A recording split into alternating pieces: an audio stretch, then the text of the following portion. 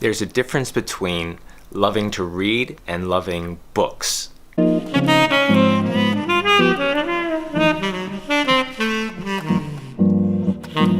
I got it for like $14, which is why I bought it, and plus the story that goes along with it. I'll tell you the story some other time, okay? I'm actually never gonna read through this. You know, when you read the books you actually read, they tend to look, you know, they look more like this. You know, they're usually like paperbacks, and you know, the pages are falling out sometimes, and because what people who read, that's what your books look like. They don't look like showroom copy.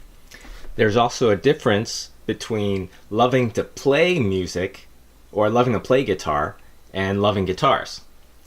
So the thing about guitars is the stuff is cool. I think just look at it. The amplifiers look cool, microphone sound equipment looks cool.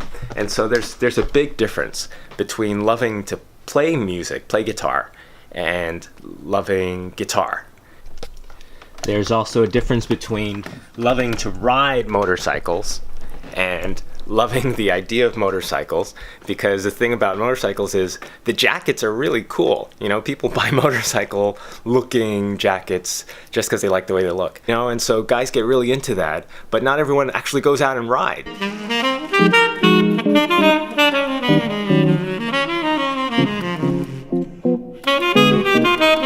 There's a difference between wanting to be a lawyer and actually enjoying and being made to practice law. I want the truth! You can't handle the truth! Same thing with being a doctor or a nurse or something like that. People say, oh, I want to help people. You can help people doing other things.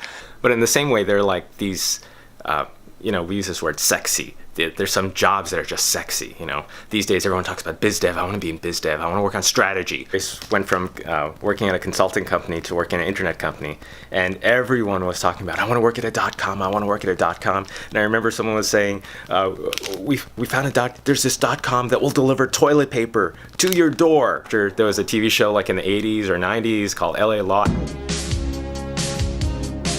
After that, everyone wanted to be a lawyer. When this TV show ER after ER, every kid that I met in med school after, like 5 years after ER started, everyone said, you know, they grew up watching this show, they love this show, and they want to be a doctor because of it. That's the wrong way to find what you're really made to do. Because you're going after the things that you think are attractive, that have this aura to you, but it has nothing to do with the actual work. So how do you find the job or the career path to go on that's really made for you? How do you do that? Find the things where you can really serve the best, where you give the best bang for the buck. If someone was going to pay you $100 an hour, $500 an hour, $1,000 an hour, this is the one thing that you could do that really, you know, that would really benefit them the most with your time and your abilities.